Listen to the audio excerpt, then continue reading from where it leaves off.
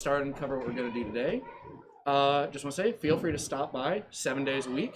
Monday through Saturday, we're open 9:30 to 5. And on Sunday, stop by just after lunch, around 1 o'clock, and then we're open until 5 again. Just make sure everyone stays warm. I know it's a little bit warmer out right now, but it will get colder soon, so we'll be very careful going outside. Today, we are going to be going over kind of an animal that gets a little bit overlooked at times, cave lions. And for a while, there was a little bit of controversy about what exactly these animals actually were. And today we're also going to cover other topics about how these are important to modern lions when we're studying them, and what these tell us about the world at the time, and about early art. So, also you can probably zoom in a little bit. I know the cart's a bit further away today. So, there are two species of cave lion. There is the Eurasian cave lion, which is Panthera spelaea, and then there is the American lion, which is Panthera Atrox. So these are both carnivoran mammals, so that is stuff like dogs, cats, bears, seals, hyenas, weasels, and they are in the Felidae family, so that is stuff like, well, cats. And they are also in the genus Panthera, like modern big cats, like lions, tigers, jaguars, snow leopards. And Panthera is a little bit narrower, so we can get into that in another live stream, actually, going over big cats, because it is really interesting. And the cool thing about the cave lions is, with recent genetic evidence, they are actually related to modern day lions, like African and Asiatic lions. So I think we're going to start with the older of the two species. We're going to start with the Eurasian cave lion. We'll probably tilt the camera towards that side of the... That'd be this one. So, the Eurasian cave lion lived from 700,000 years ago to about 12,000 years ago, depending on how you identify certain specimens and skeletons.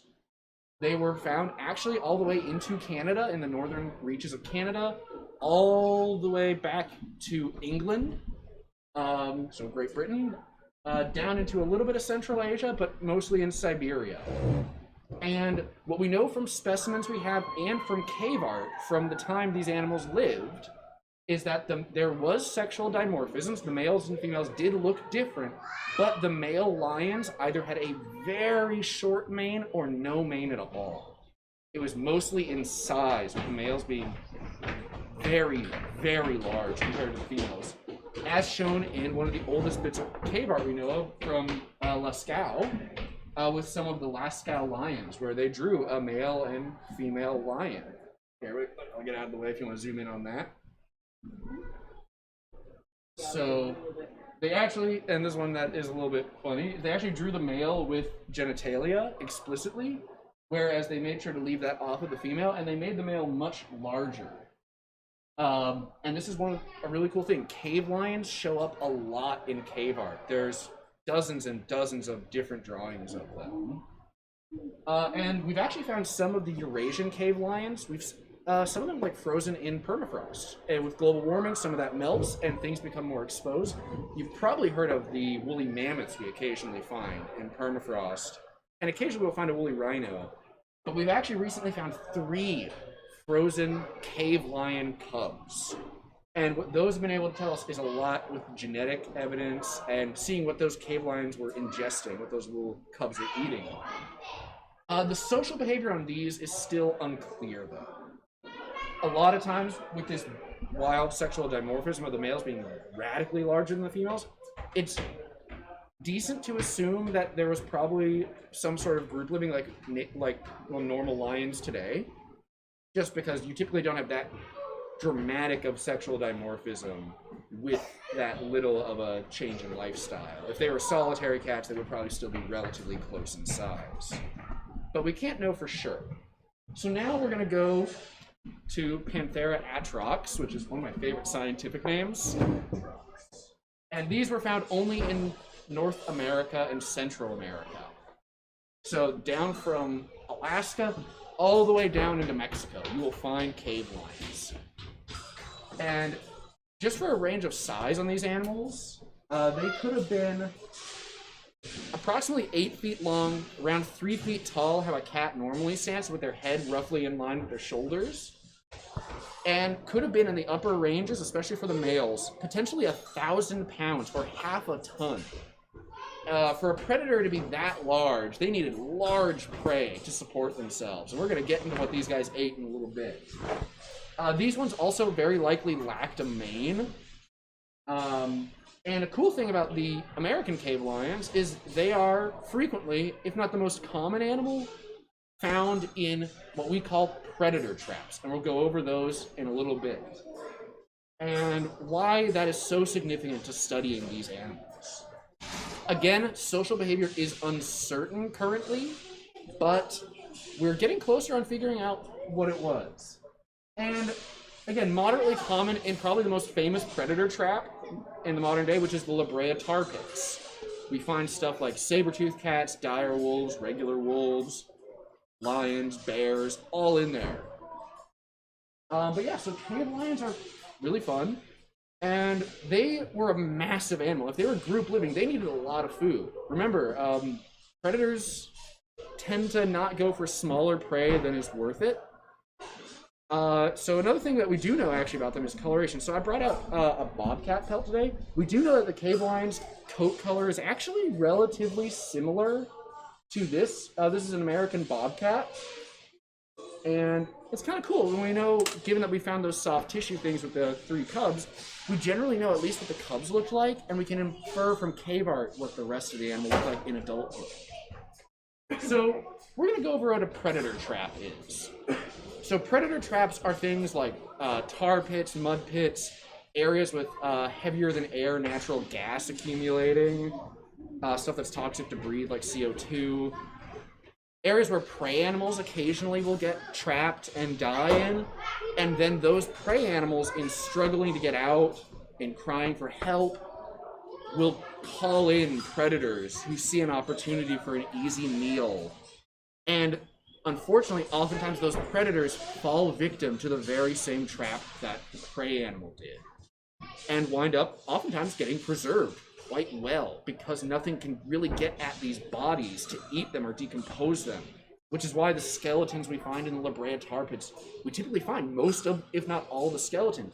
It gives us an amazing detailed look into the average of the species. We can compare multiple individuals together and get a really clear picture, not just from 1 or 2 specimens, but from dozens or dozens of what these animals were like. Sort of the opposite of what you were talking about a couple weeks ago. The opposite of like most animals in the fossil record, where oftentimes we don't find a lot of them, like Gigantopithecus. We didn't find a lot of it because they didn't fall in. Eaten up by the porcupines, yeah. Right, yeah. And it's kind of cool. What these predator traps provide us amazing insight into these animals in the past. So another thing is, so these were really lions. Those cubs provided amazing genetic insight into these animals. And the cool thing about knowing that they were lions, and being that they were larger than modern day African lions by a decent bit, but not so much that what they ate would have been dramatically different. They would have had a similar diet of large herbivores or mid-sized herbivores.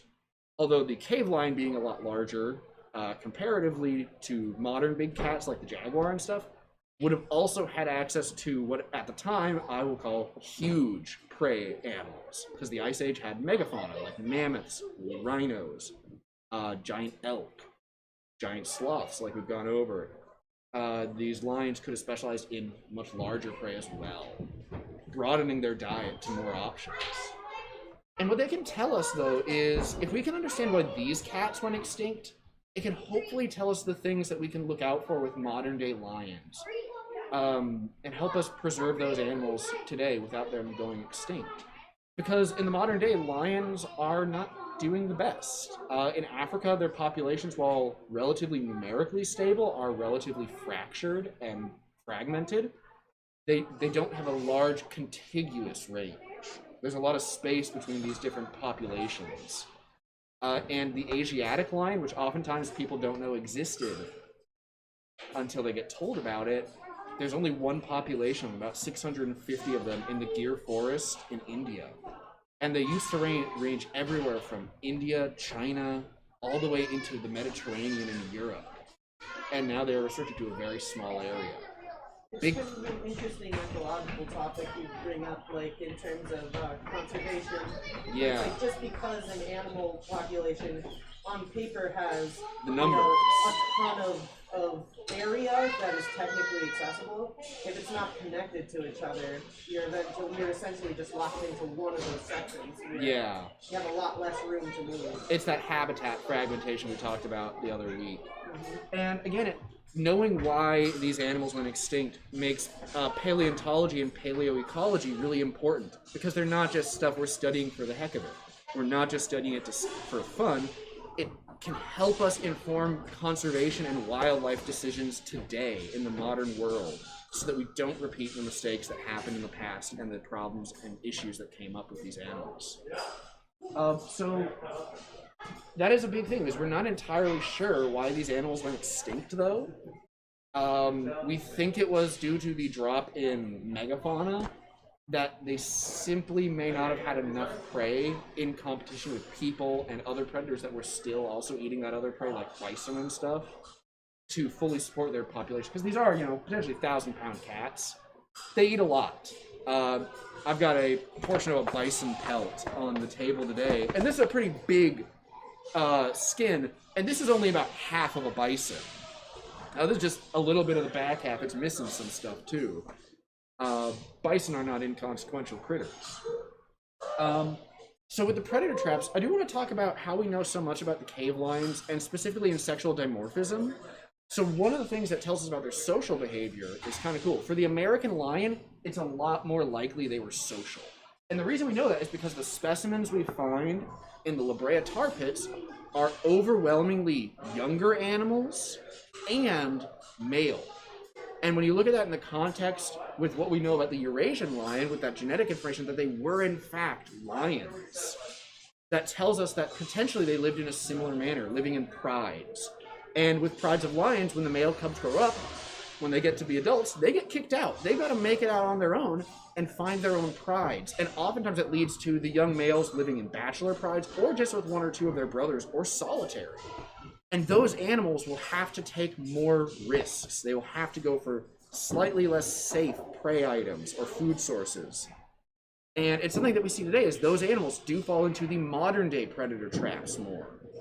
You will often find young male lion corpses in pits in the ground where prey animals fall in, where they will have tried to get in, but also fallen in and gotten too injured to get out. So it tells us, if we have overwhelmingly young male lions in these predator traps like the Brea Tar Pits, very likely they were doing the same thing. And that could tell us a bit about their social structure, at least to some degree. And it's one of the great ways where just the skeletons we do find can tell us a lot about behavior, sometimes just from that context. And it involves knowing a little bit about other fields. Someone who just knows anatomy wouldn't be able to tell you that. You need to have a broad range of knowledge to be able to be efficient in your specific field. And it's why it pays to take, when you're in college, those courses that don't always seem relevant to your field, but sometimes can be game-changing by making you think in ways that otherwise you wouldn't have. So another thing about cave lions, people dealt with these a lot. As we know, they were depicted in art, carvings, paintings. People liked having their bones as little trophies and stuff. Everyone from Neanderthal to us, Homo sapiens, dealt with these massive predators, and they probably were not fun to deal with.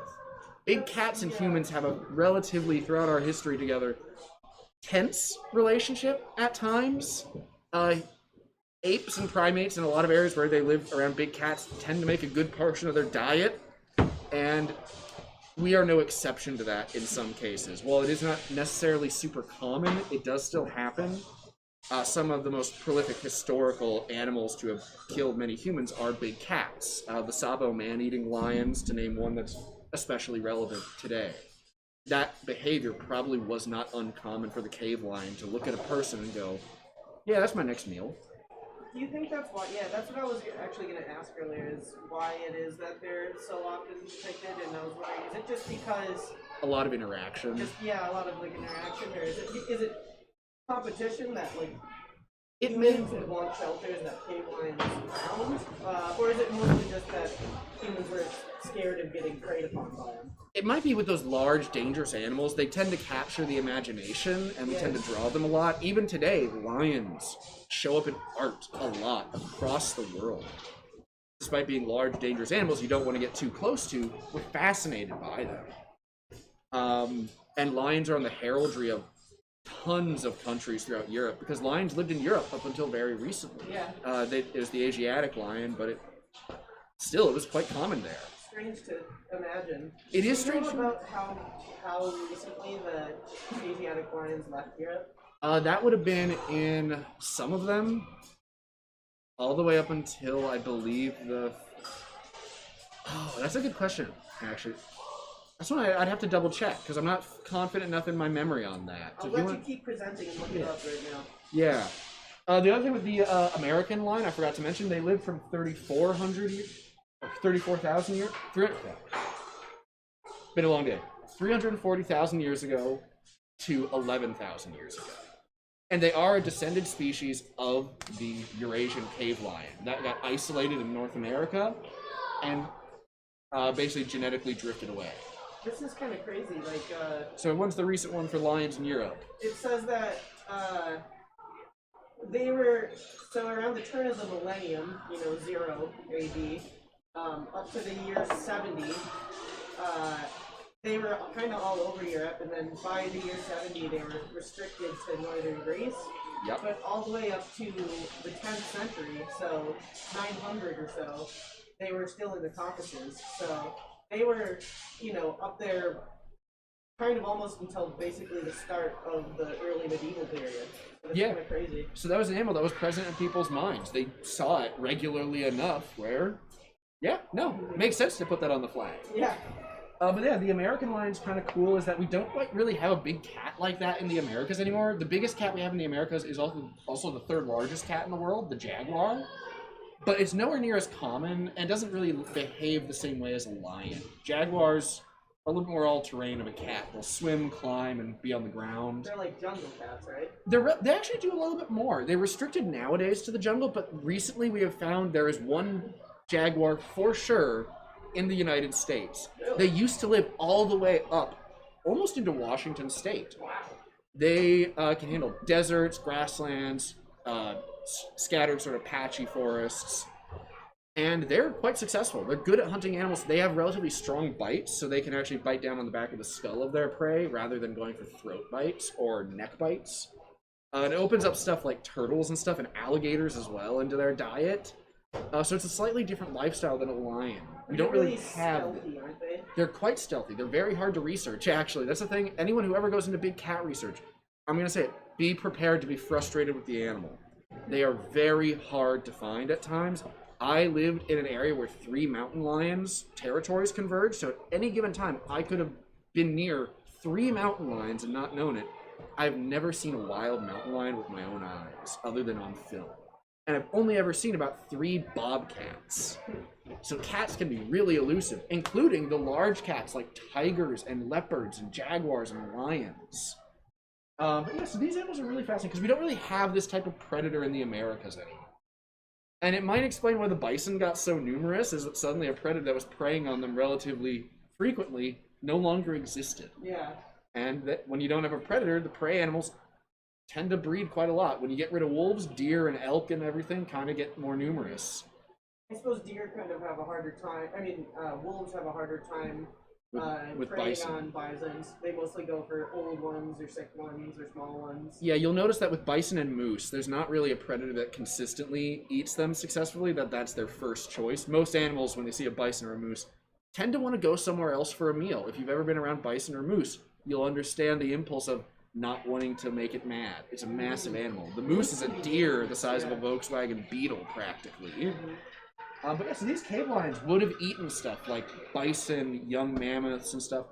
And there are certain ways to calculate and figure out for big cats what their prey range size would be. And it changes depending on if they're social or not. So if these guys weren't social, they still would have been taking out bison on their own, which is pretty impressive. The only animal I can think of that does prey like that on their own is tigers, who go for water buffalo. But if you add a group onto that, these cats could have been going for pretty much adult rhinoceros, which lived in the Americas at the time, in Eurasia at the time. Adult mammoths even would have been on the table. Modern day African lions do hunt large animals like giraffe and elephant. Some prides specialize in it. Really? Yeah, it's pretty impressive to watch. And these lions would have been, if they were social, very similar. Which opens up a lot of interesting behaviors and probably explains why they fell into those predator traps in the Brea Tar Pits, where mammoths were a very frequent herbivore found in them. Because that's a prey item that animals used to eat it. Yeah. So they go, awesome, don't have to do that much work. You get stuck in the tar, and then a few thousand years later, a very, very excited grad student digs up your skeleton out of some Yeah. tar, and you get wound up in a museum or something. So could it be possible, like theoretically, for two prides of lions that specialize in different prey to live in the same territory? They typically will not live in the same territory simply because big cats are highly territorial. Yeah. They will exclude others, even if they're not always hunting the same resource, because those ones that do specialize in large animals still do hunt smaller animals as well. Yeah. And when I say smaller animals, a lot of things are smaller than giraffes and elephants and hippos Like and antelope rhinos. Zebra and, Wildebeest, yeah. water buffalo. Water buffalo are nothing to mess with either, but lions still do regularly take them off. But yeah, no, they could live relatively close to each other. Theoretically, they could overlap if the cats weren't so dang territorial. Yeah. If they weren't so dead set on nobody else sharing that But territory. once a pride Takes an over area. an area, it's like, this is our area. We're Yeah. not letting any other lions in. No, typically big cats, and cats in general, when they find an area, anyone who's tried to introduce your pet cat to a new cat has probably experienced this. Your resident cat that you've had longer, who's lived in your house longer, when the new one comes in, typically isn't happy about it, because that's its territory. They don't want to let that other cat in. It's their house, and where they feel safe. And when you bring another cat in, you make that area a little bit unfamiliar to, a little bit less safe feeling. So you need to be careful about that. But yeah, no, generally, these animals, particularly given their heavy similarity to modern animals, though, really crucial for modern conservation to study. But yeah, that's about all I have for today. Next, One more question. yeah. So, what would you guess, based on the stuff you've read, is the most likely cause, or the biggest cause for their extinction? Is it human hunting? Is it climate change? Is it So just generally just changing Habitat. environmental needs? Like, what I have gathered is this is an animal they're relatively non-conclusive in why they think it went extinct. With a lot of animals like the mammoths, where it was their habitat disappeared and was replaced by boreal forest. There was habitat loss mixed with some hunting that drove those animals with a lot of pressure to extinction. This is an animal that nobody is fully sure quite yet. They think it has something to do with a lot of the prey disappearing. They think it has something to do with maybe a little bit of an environmental shift. They think these cats are a little bit more open area specialists, and as those forests spread out, they may not have been well suited to that. But that's also dubious because lions can hunt, and big cats like tigers can hunt in some pretty closed-in spaces as well. So it's one that we're really not entirely sure whether maybe there was a prey population bust at the time where it decreased a lot and then recovered after the predators went extinct. It's one where, again, we need more study. And sometimes that's the best we've got. yeah, you said that modern lions are descended from these, right? Modern lions are related to them, not Related, descended. not descended. The American lion is descended from the Eurasian one. So do these have any modern day descendants? No descendants, but they do have their close relatives, the Asiatic and the African lions. They are all Panthera leo, technically. They are just different species. So these kind of hit a genetic wall and other populations moved They forward. They probably, yeah, if you're looking at that model of the tree of life that's kind of progressing forward, these guys did not make the race to the present. Yeah. But they were still quite successful. They were found in a large area, and they put up with other predators like direwolves and saber-toothed cats. We've gone over the saber-toothed cats before, who were large prey specialists. These guys were able to hold their own and compete with them. And that says a lot about the efficiency of the modern and just simply large cat niche. They can put up with a lot of pressure from other carnivores.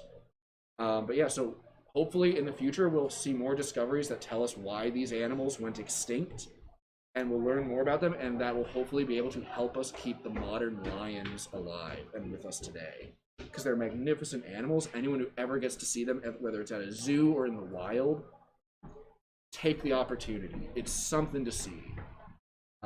If you have any more questions, you want to go, or are you good? Those are the ones I was thinking of.